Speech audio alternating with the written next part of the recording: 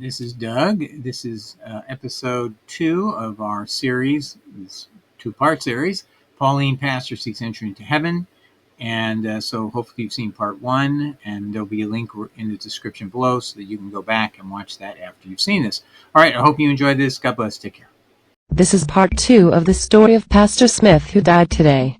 We provide here an eyewitness account of what happened. At the end of part 1, Jesus had just obtained the admission from Pastor Smith that he taught the same doctrine as the Pharisees, that tithing was still the law, but otherwise did not teach any other part of the law was valid. Now Pastor Smith was beginning to have a sinking feeling. Jesus asked, "Upon whom did you rely if not me then for a doctrine identical to the Pharisees whom I condemned for teaching exactly as you did?" Paul the Apostle? Pastor Smith answered. Jesus then asked, "Wasn't Paul a Pharisee?" The pastor answered, "Yes, at one time." Jesus quickly responded, "No. It was not just at one time. Instead, Paul admitted he was still a Pharisee after his Damascus experience. Don't you remember what Paul said that proves that?" Being corrected by Jesus, Pastor Smith said, "Now that you mention it, yes, oh yes, Paul did say after his conversion, 'I am a Pharisee' in the present tense." Paul was speaking to a large crowd in Acts chapter 23, as I recall. Paul did say, "I am a Pharisee." Jesus responded, "Correct. And thus you couldn't figure it out that you were following a Pharisee and teaching the very thing I condemned about the Pharisees' teaching? Are you serious in telling me you couldn't figure out that Paul was an apostle of the Pharisees and teaching you the same doctrine I condemned coming from the Pharisees?" Pastor Smith could not answer. He was now in severe grief. Jesus then said, "One further question. In Bible school, did you not learn Paul was a Latin name meaning least?" Pastor Smith answered, "Yes, I read that in the life and work of St. Paul published by Dutton in 1880. I also read it in the Jamieson Fawcett Brown Bible Commentary. So yes, I do remember that." Jesus then asked, "Did you not ever remember my words about who was called least by those in the kingdom of heaven?" The pastor answered, "I see the point, Lord Jesus. I did know what you said about who is called least by those in the kingdom. He was the one who relaxed the law, the one who taught against following the law. I did realize that this fit Paul, but I kind of blocked it out of my mind. The thought was so horrible." "Explain yourself," Jesus replied. The pastor tried, beginning, "I did remember your words. They were, 'Whoever therefore loosens one of these least commands of the law and teaches men so, least he shall be called in the kingdom of the heavens, but whoever may do and may teach them, he shall be called great in the kingdom of the heavens.'"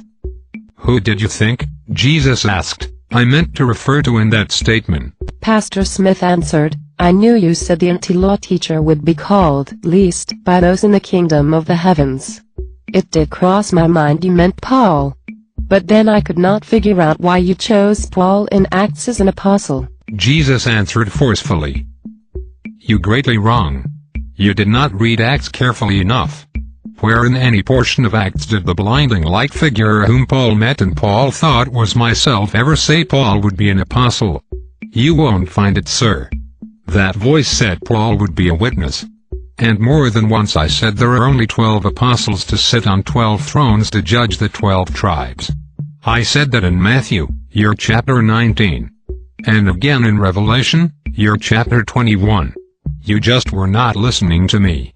You have no excuse." The pastor replied, "I guess I did not read carefully enough." Jesus answered, "It was never a matter of care. It was a matter of will, whether you wished to follow me or another voice who contradicted me.